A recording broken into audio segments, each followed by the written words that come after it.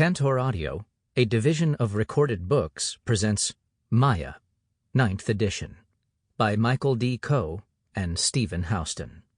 Narrated by Gary Tiedemann. Publisher's Note: this audiobook refers to figures included in the print and e-book editions of the book. Preface. It has been almost 50 years since the first edition of the Maya appeared. Michael Coe wrote the book in the belief that the time was ripe for a concise and accurate, yet reasonably complete account of these people that would be of interest to students, travelers, and the general public. One, preferably, that could be carried in the pocket while visiting the stupendous ruins of this great civilization. In all subsequent editions, he has tried to keep these goals. As the decipherment of the hieroglyphs proceeded, it became possible to let the Maya express themselves in their own voice, as the previously mute inscriptions began to speak. With that aim in mind, and to represent a younger generation, Coe has brought on board a co-author, Coe Houston, his student at Yale and another authority on Maya writing and civilization. In the last decade, the pace of Maya research has quickened to an extraordinary extent. Hardly a week goes by without the announcement of a new royal tomb or discovery, especially at the close of dry season, when such finds tend to be made. Based upon new research exploring Maya glyphs and iconography, as well as upon technological advances in fields such as remote sensing and paleonutrition, major archaeological advances have been made in Mexico, Guatemala, Belize, and Honduras. We now know a great deal about how to conceptualize Maya societies as the seats of royal courts. Coming into view, too, are the founding fathers of such ancient cities as Copan and El Sots, and the places from which they came. The historical role of Calakmul looms far larger than imagined by earlier researchers, as does the relative independence of zones like coastal Belize, or the varying nature of societies in areas less endowed with inscriptions. Palenque, which has a history of archaeological investigation reaching back into the 18th century, now seems to have had a mighty king, Ahkal Mohnab. Nothing more to us than a name a decade ago, this ruler was responsible for some of the greatest sculptural art ever produced by the Maya. Perhaps the most exciting new developments in scholarship center upon San Bartolo in the forests of northeastern Guatemala, where amazing murals dating back 2 millennia have been discovered, the oldest Maya paintings yet known, or in sites nearby, such as Holmol and Xoltun, celebrated in recent years for their glyphic texts, paintings, and monumental stuccos. Calakmul, with its unique murals of everyday life in a large market, and Ekbalam, an extraordinary site in Yucatan with long painted texts and some of the most astonishing stucco reliefs ever found. These elite remains are matched by an ever more sophisticated understanding of environmental change and modest settlement at places around Xonantunich, Belize, Chunchucmil in Yucatan, or the ancient kingdom of Palenque and its neighbors. Yet some puzzles still remain to be solved. Above all, the nature of pre-classic civilization, the features of Maya society in highland Guatemala, and what really happened during the transition between the classic and post-classic periods. Was there truly a Toltec Maya occupation of the huge site of Chichen Itza? Unfortunately, until the day that Chichen becomes treated more as a major site crying out for broad-scale excavation and less as a venue for mass tourism, those questions will not be answered. Here we have relied on the advice and learning of numerous colleagues, including those who have recently passed away, especially Pat Colbert, Peter Harrison, Barbara Kerr, Juan Pedro Laporte, Enrique Nalda, Juan Antonio Valdez, and Houston's first professor of all things Maya, Robert Scherer. We are particularly indebted to Thomas Garrison, Takeshi Inomata, and Scott Simmons, who gave us useful comments on many points in the manuscript.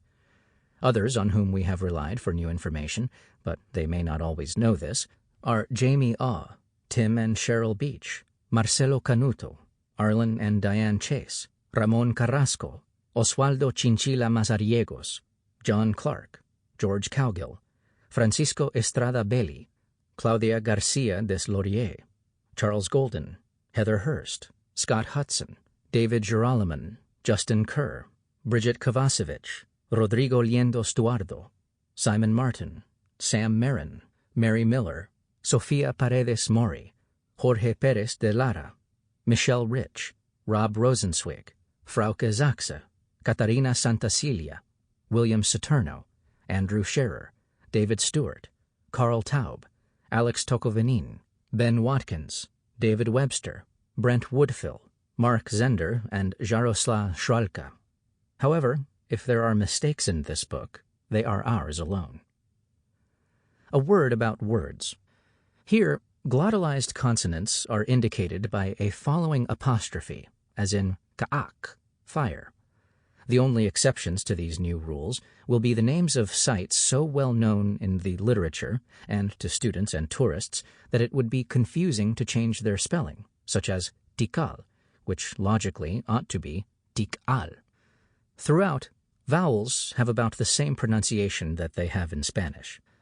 Long vowels are indicated by doubling, as in mut, bird, a feature that has, with other sounds, been detected over the last decade or two in Maya writing.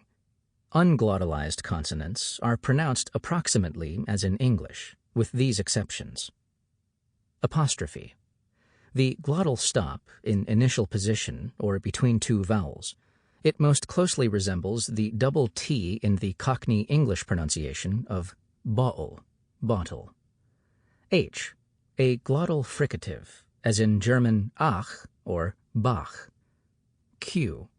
A post-velar stop, like a guttural K, restricted to Highland Mayan languages. TZ. A voiceless sibilant consonant, with the tip of the tongue held against the back of the teeth. X. Like English sh. Certain of the words that the listener will encounter here are in Nahuatl, the national tongue of the Aztec state, which was a great trading lingua franca at the time of the Spanish conquest. Recent research also points to the influence of its linguistic cousin, Pipil. Nahuatl names were transcribed in Roman letters in terms of the language spoken by the conquistadores of the 16th century. Neither they nor Maya names have been accented here, since both are regularly stressed. Maya ones almost always on the final syllable, and Nahuatl ones on the penultimate. Note, too, that the names of Mayan languages have recently changed, often after consultation with local speakers. Yet this can also lead to confusion. Yucatecan refers to a set of related languages, Yucatecan to an area. Listeners may well wonder about the sources of the exotic-sounding names for ancient cities and archaeological sites that appear in this book. Some of these are in bona fide Yucateco Maya, and were in use in early colonial period Yucatan, such as Uxmal, Chichen Itza, Coba, and Tulum. But these may or may not have been the original names of these places.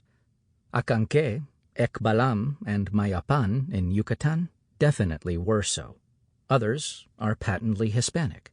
For example, Piedras Negras, black rocks, Ceibal, place of ceiba trees, Palenque, fortified place, Naranjo, orange tree, and El Mirador, the overlook. Not a few have been bestowed by the archaeologists themselves, drawing upon one or another Mayan language, not always accurately.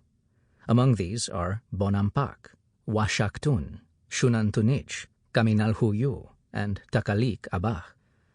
Recent epigraphic work has shown that the Petén site of Yaxha was really called exactly that in classic times, but also that the true classic name for Tikal was Mut, and that for Palenque, Lacamja. Other ancient city names are sure to emerge as hieroglyphic research progresses. There have been important advances in the accurate correlation of dates derived from radiocarbon determinations with those of the Christian calendar. Dendrochronological studies of bristlecone pine show that before about 700 to 800 BC, there is an increasing deviation from true dates back to a maximum of some 800 years at radiocarbon 4500 BC. The last few years have also seen great progress in Mayanist calibration of radiocarbon dates, especially through Bayesian statistics, a means of weighting and excluding radiocarbon data. Such methods, applied persuasively by Takeshi Inomata, among others, help to exclude improbable samples and link diverse sets of evidence, such as ceramics. For this reason, in something of a departure from past editions, we have elected to use calendar years, BC and AD, throughout much of the book. That said, radiocarbon dating has no real bearing on the chronology of the classic Maya period, circa AD 250 to 900. Which depends on the accuracy of the correlation between the long count calendar and the European Christian calendar. The correlation favored here is by Simon Martin and Joel Skidmore, the 584286 constant for specialists. All Christian equivalents are given in terms of the Gregorian calendar. 1. Introduction. The Maya are hardly a vanished people, for they number around 5 million souls, the largest single block of American Indians north of Peru. Most have adjusted with remarkable tenacity to the encroachments of Spanish-American civilization, although, over the past few decades, these have taken an increasingly violent and repressive form, characterized of late by drug trafficking, displacement, migration abroad, and, in places, gang activity. Yet the Maya endure with dignity and a growing sense of joint purpose. If in the past they did not view themselves as one group, a pan-Maya identity is stronger now than ever before. Besides their numbers and cultural integrity, the Maya are remarkable for an extraordinary geographic cohesion. Unlike other more scattered indigenous peoples within Mexico and Central America, at the time of the Spanish conquest, the Maya were confined, with the exception of the Huastec, to a single unbroken area that includes all of the Yucatan Peninsula, Guatemala, Belize, parts of the Mexican states of Tabasco and Chiapas, and the western portion of Honduras and El Salvador. There are few parts of the world where there is such a good fit between language and culture.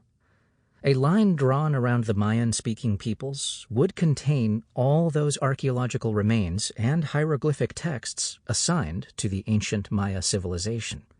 Such homogeneity in the midst of a miscellany of tongues and people testifies to their relative security from invasions by other native groups. The Aztecs, for instance, never extended their empire to include any part of Maya territory, although they had important trading relationships with them. It would be an error, though, to think of these peoples as existing in some kind of vacuum. An earlier generation of archaeologists, which included the late Sylvanus Morley of the Carnegie Institution of Washington, thought of the Maya as great innovators, and in fact, culture givers to the rest of the peoples of Mexico and Central America. A later generation came to view this fundamentally Maya-centric outlook as wrong, believing that the ancient Maya had received much more from the non-Maya Mexican civilizations than they had given. We must now admit that Morley may have been more right than wrong, for reasons that will be made clear in this book. The point to remember is that the Maya were probably always in contact with their sister civilizations in this part of the New World, and that these peoples all profoundly influenced each other throughout their development. This will become abundantly clear when we examine the relations between the early classic Maya and the great city of Teotihuacan in the Valley of Mexico. In pre-Spanish times, the Maya belonged to a geographical area christened Mesoamerica by anthropologist Paul Kirchhoff. The northern frontier coincided approximately with the limits of Aboriginal farming in Mexico, the desiccated plateau beyond holding only the possibility of humble collecting and hunting. To the southeast, the Mesoamerican border ran from the Caribbean to the Pacific across what is now Honduras and El Salvador, although in late pre-conquest times it is apparent that northwesternmost Costa Rica was Mesoamerican in culture. This southeastern frontier generally divided the Maya from peoples of foreign tongue who had different kinds of settlement and material culture. All the Mesoamerican Indians shared a number of traits which were more or less peculiar to them and absent or rare elsewhere in the New World. Hieroglyphic writing, books of fig bark paper or deerskin that were folded like screens, a complex calendar, knowledge of the movements of the planets, especially Venus against the dynamic background of the stars, a game played with a rubber ball in a special court, highly specialized markets, human sacrifice by head or heart removal, an emphasis upon self-sacrifice by blood drawn from the ears, tongue, or penis, and a highly complex pantheistic religion which included nature divinities as well as deities emblematic of royal descent.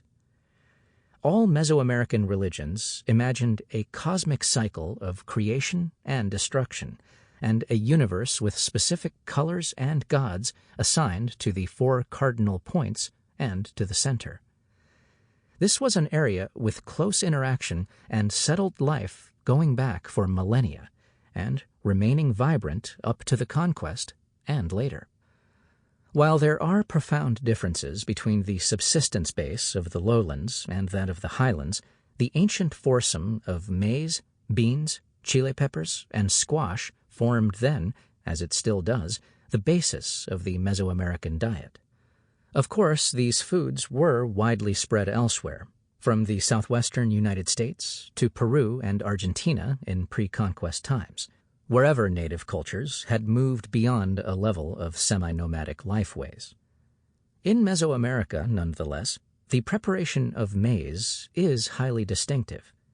The hard, ripe kernels are boiled in a mixture of water and white lime, producing a kind of hominy, nixtamal, which is then ground into unleavened dough on a quern, metate, with a handstone, mano, later to be fashioned into steamed tamales or into the flat cakes known by the Spanish term tortillas.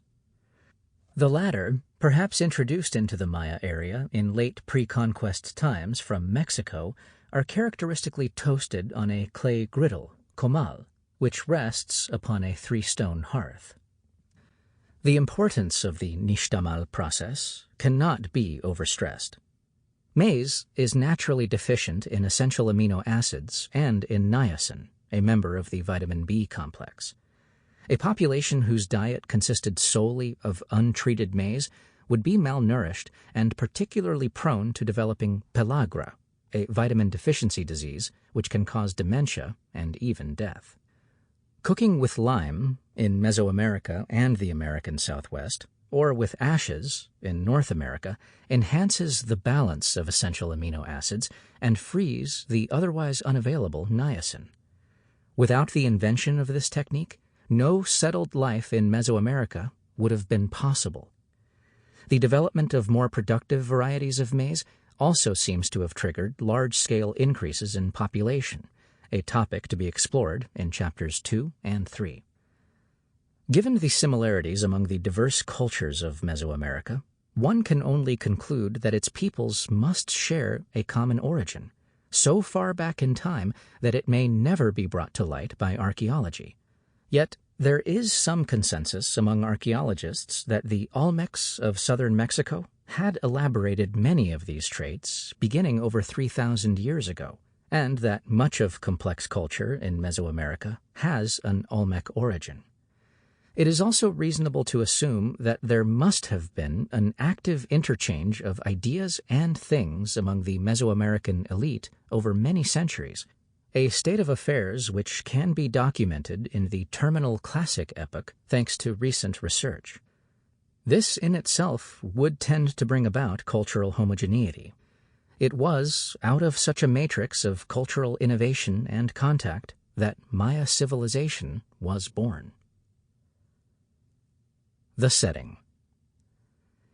There can be few parts of the globe as geographically diverse as Mesoamerica, which includes almost every ecological extreme, from the snow-swept heights of volcanoes to parched deserts and to rain-drenched jungle. The Maya area is situated in the southeastern corner of this topsy-turvy land, and is somewhat less varied than the larger unit of which it is a part.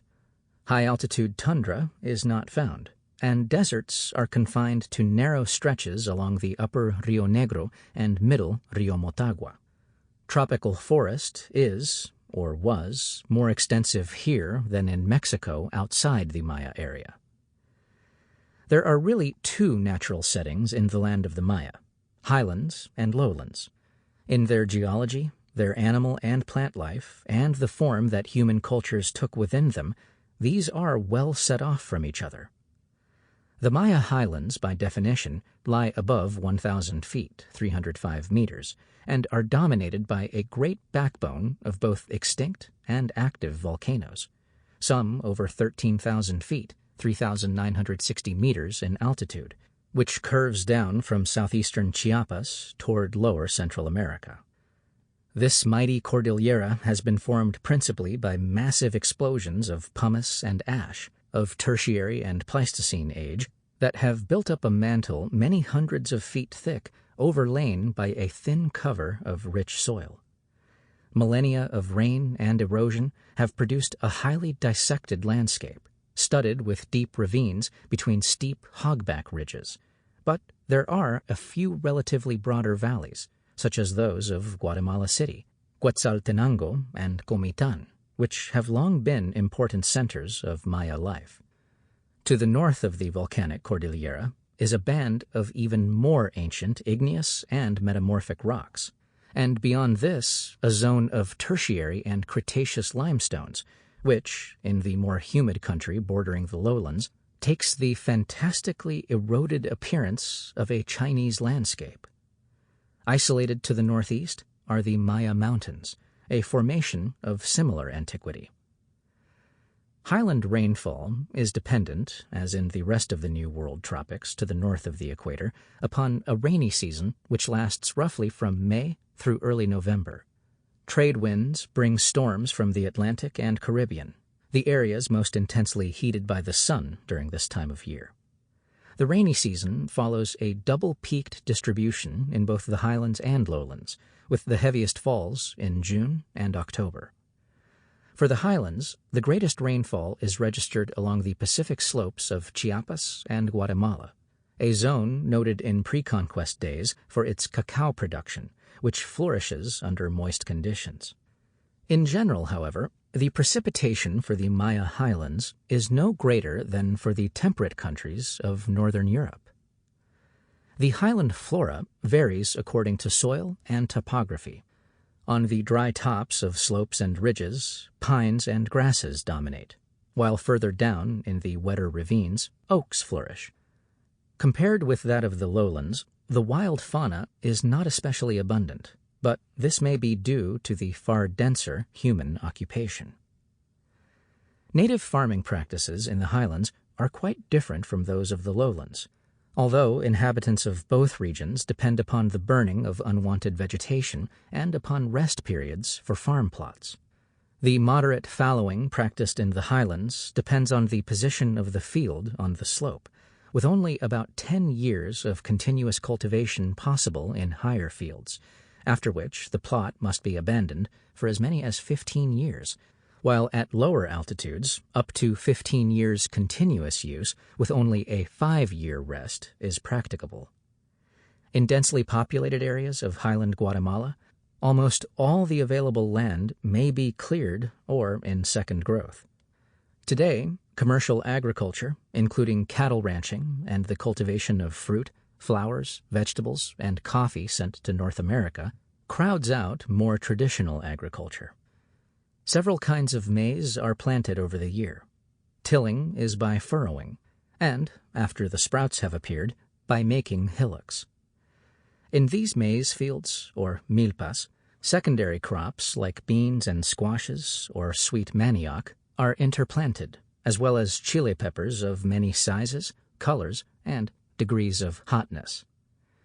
In summary, while it utilizes the same kinds of plants as the lowlands, the highland system of agriculture seems to be well adapted to an area of high population, with good, deep soils where the competition posed by heavy forests and weeds is not a major problem. But it is the lowlands lying to the north which are most central to the story of Maya civilization. A greater contrast with the highland environment can hardly be imagined, as every tourist flying to visit the ruins of Tikal from Guatemala City must have realized. The Petén-Yucatán Peninsula is a single great limestone shelf about 9,840 feet, 3,000 meters thick.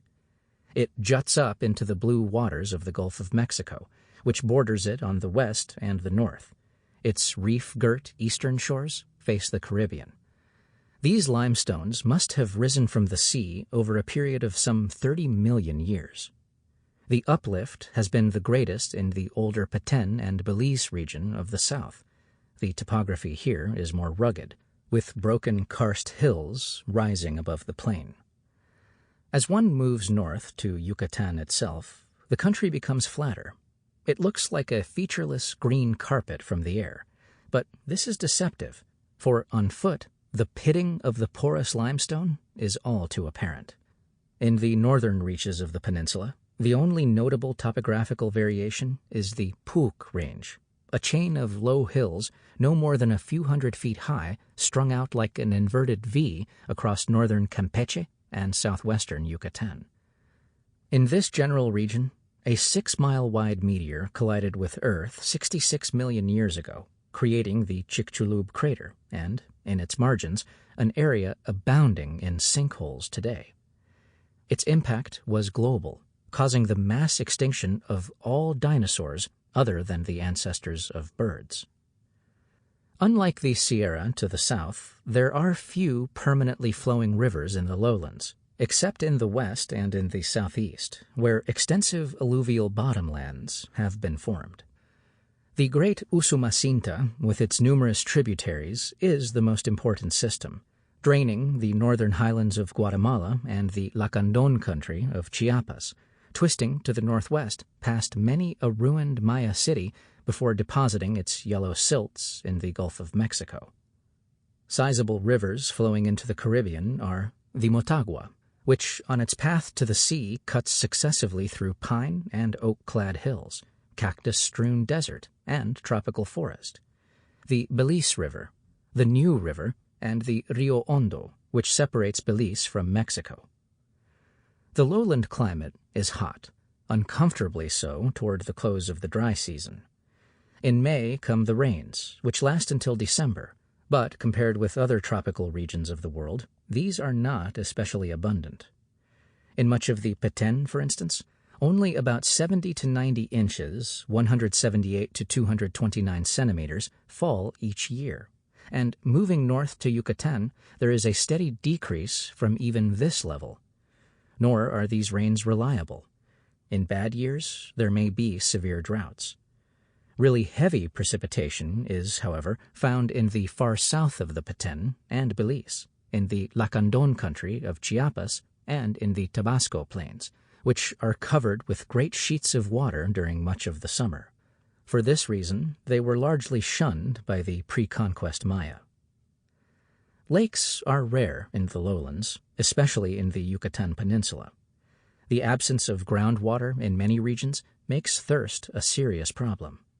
In the Petén of northern Guatemala, there are broad wetland depressions, or bajos, which fill during the summer but are often dry in the rainless winter season. Smaller and similarly seasonal waterholes called aguadas are found in some places in Yucatan, but there the major source of drinking and bathing water for the inhabitants is the cenote, a word corrupted by the Spaniards from the Yucateco term tzonot. These are circular sinkholes, some of great size, formed by the collapse of underground caves, and ultimately by the effects of the Chicxulub crater. Because the deeper parts of cenotes are perennially filled with water percolating through the limestone, these have necessarily served as focal points for native settlement since the first occupation of the land. Along the coast of the Mexican state of Quintana Roo are yet larger caverns, including Oxbelja, likely the longest underwater cave in the world. The relative aridity. Sample complete. Ready to continue?